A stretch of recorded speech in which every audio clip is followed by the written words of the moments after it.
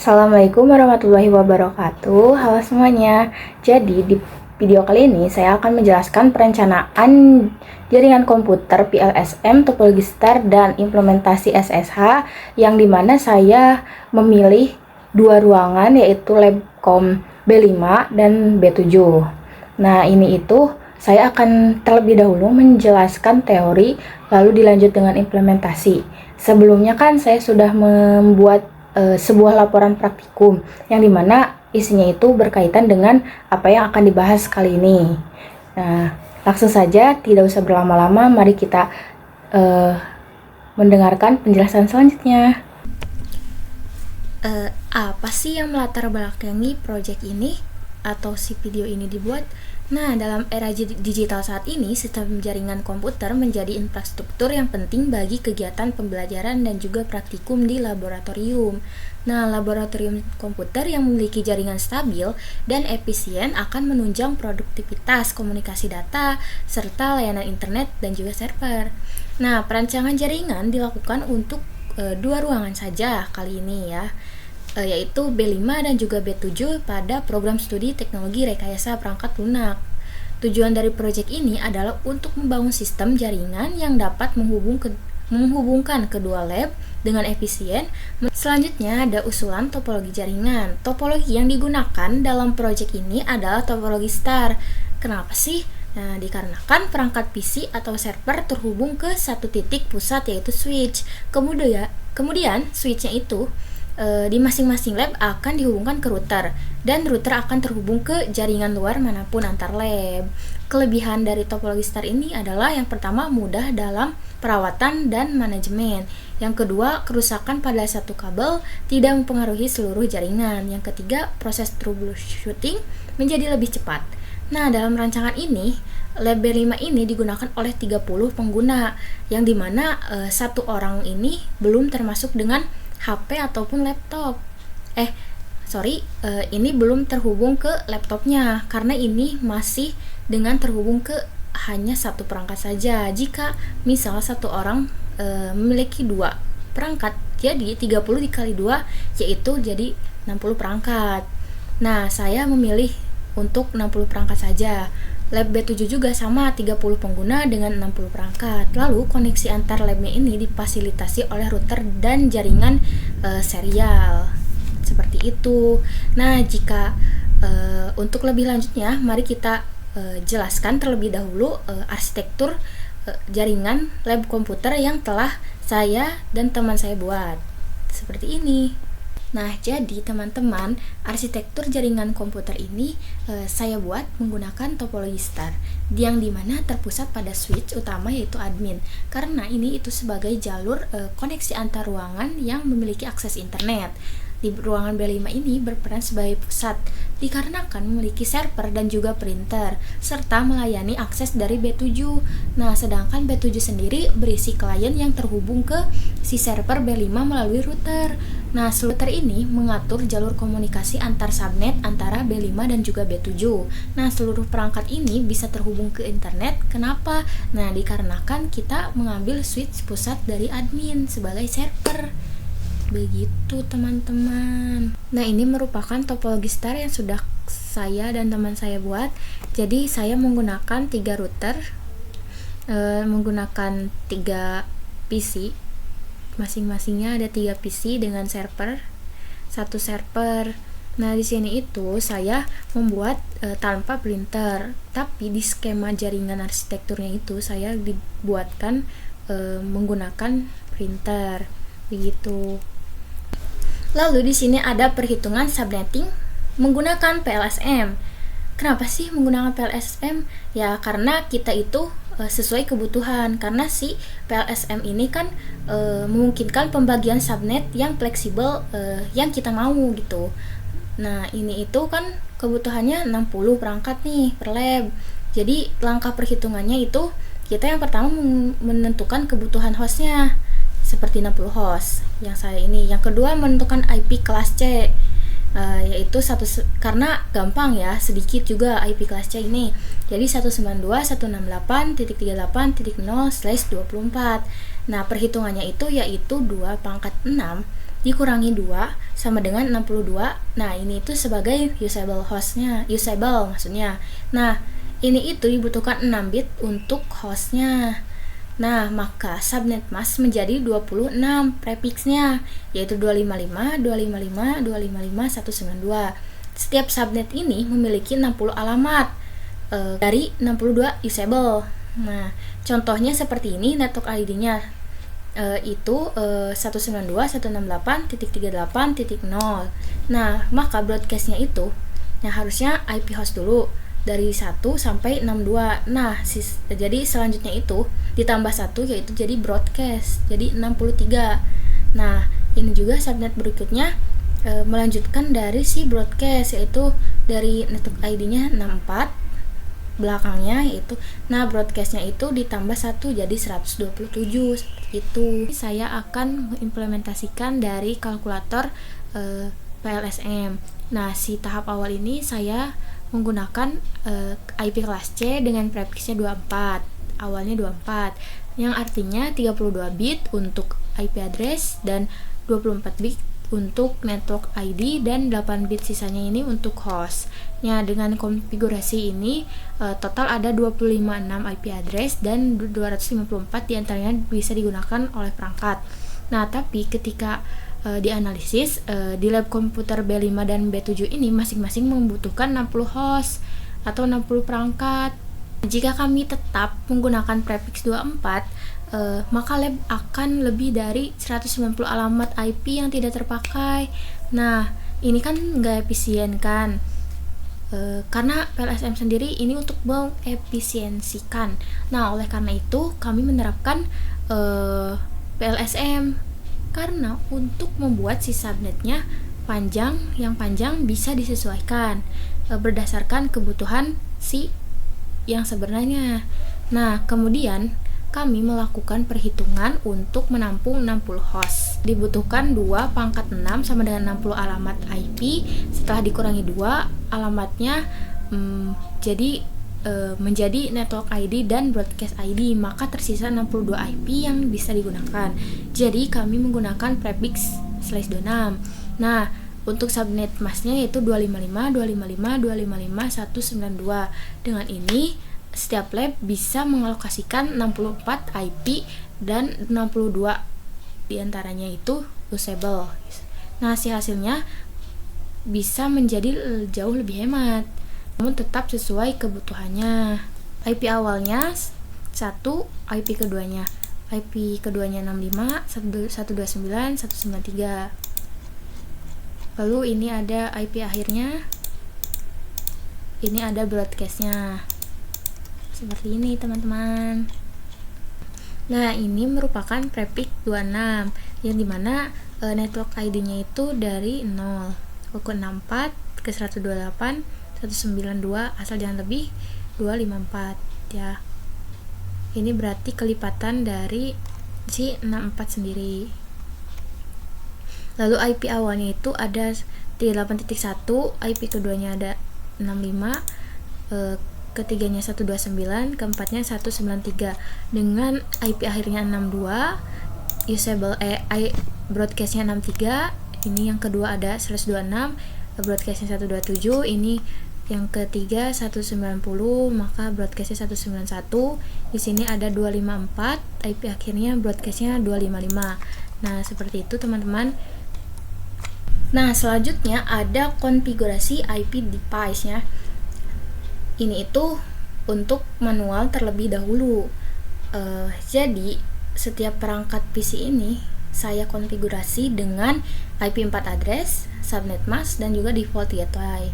Nah, si langkahnya itu kita harus memilih perangkat terlebih dahulu, lalu klik desktop, lalu klik IP configuration. Nah, isi sesuai hasil perhitungan PLSM yang sudah ditentukan sebelumnya. Contohnya ada IP 192.168.38.4. Nah, baru subnetnya itu 255, 255, 255, 192. Itu prefix 26. Nah, dengan gateway-nya 192.168.38.1. Nah, seperti itu. Ini cara yang manual. Lalu selanjutnya ini cara dengan menggunakan CLI. Nah, ini itu antarmuka pas Ethernet dan serial bisa langsung diketikkan di terminal saja seperti ini.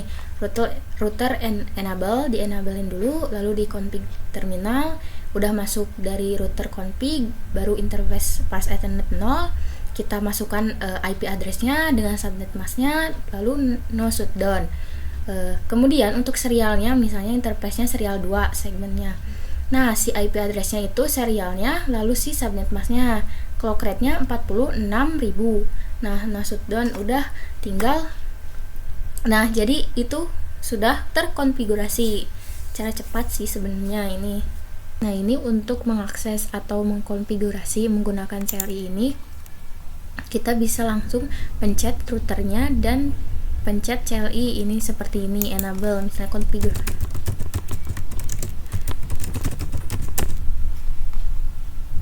Nah, seperti ini.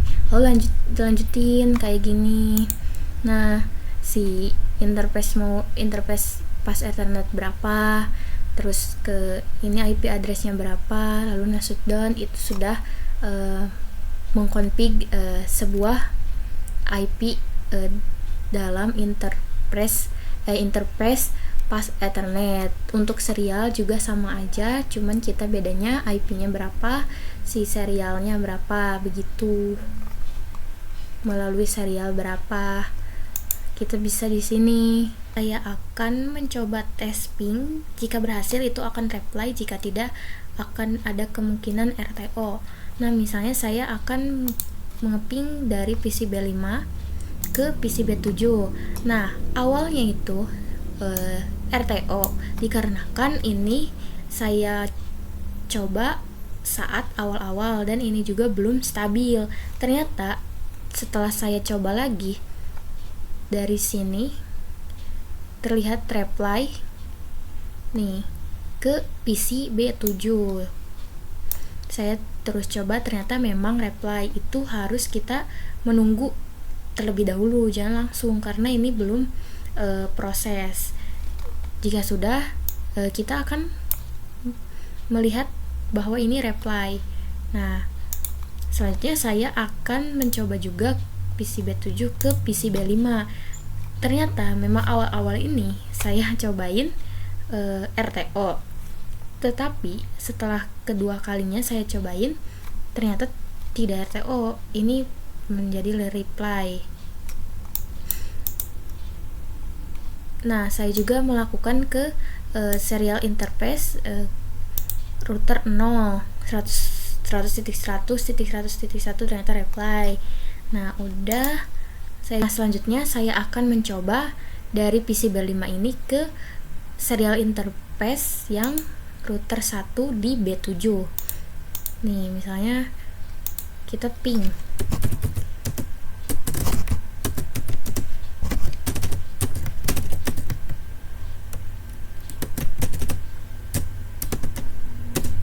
Ininya titik 1.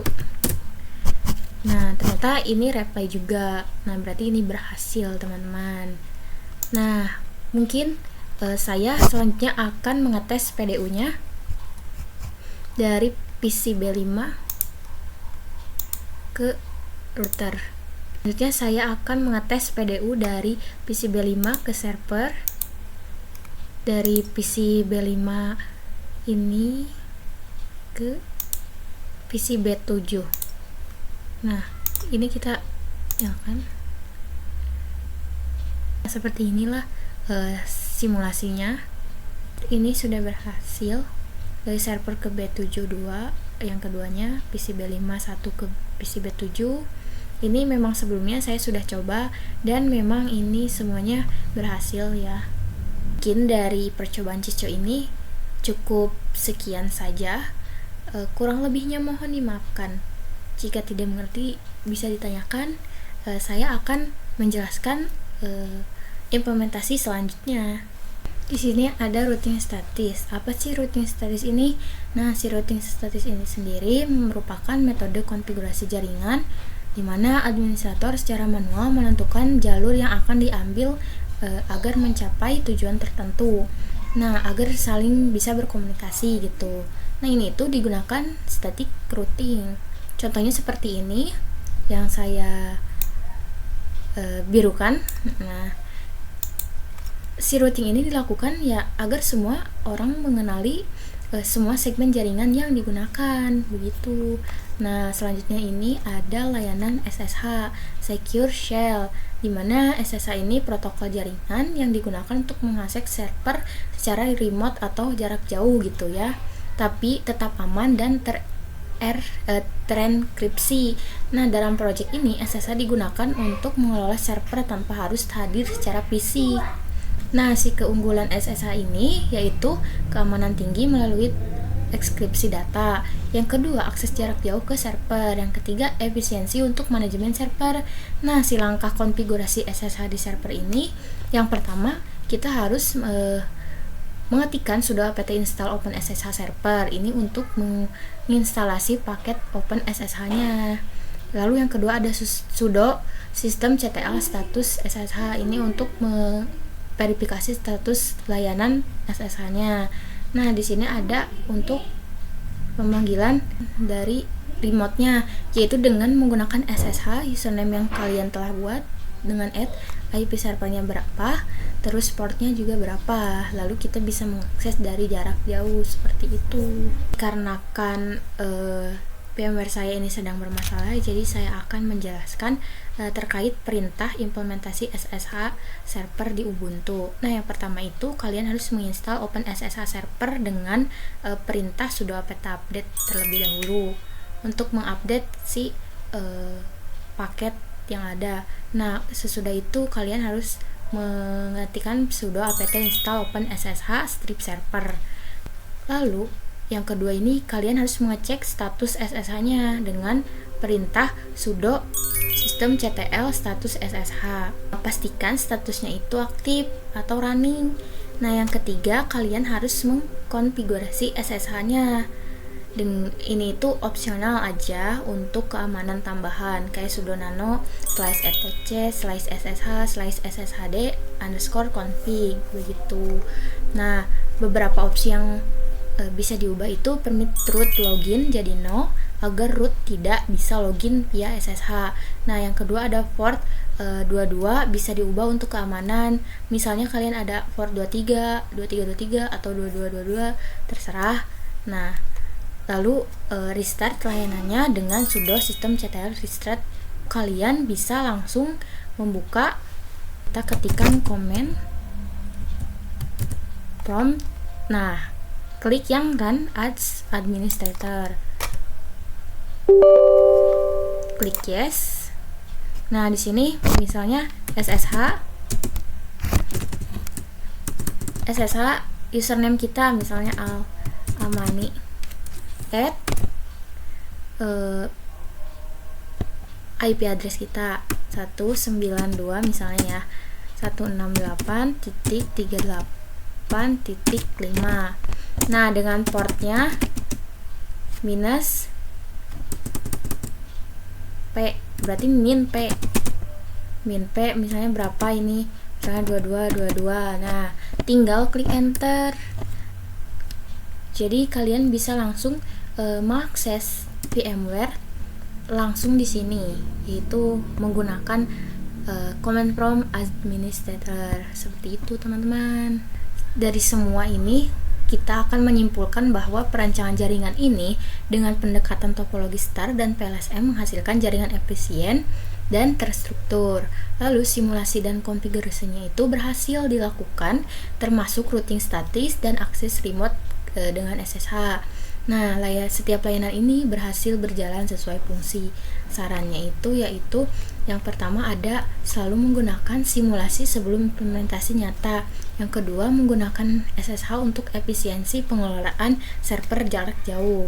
Nah, yang ketiga mendokumentasikan konfigurasi untuk pemeliharaan jaringan jangka panjang. Mungkin cukup sekian apa yang saya paparkan, semoga bermanfaat bagi kalian semua. Kurang lebihnya mohon dimaafkan. Wassalamualaikum warahmatullahi wabarakatuh.